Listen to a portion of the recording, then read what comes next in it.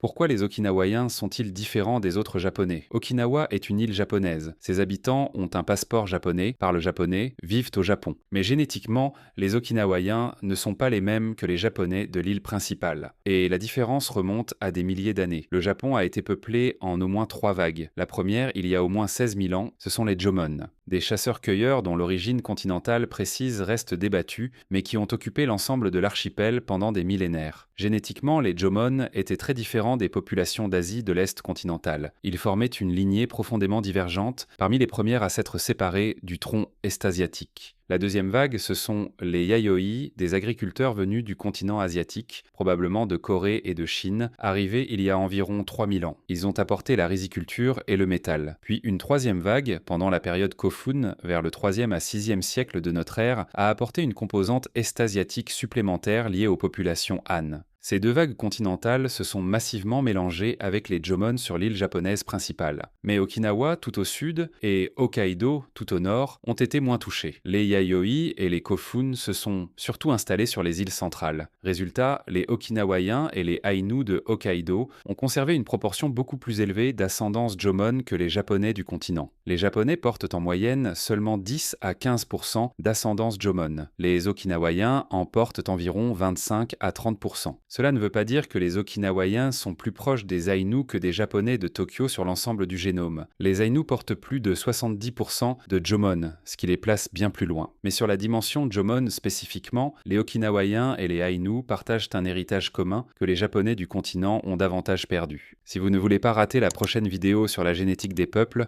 abonnez-vous.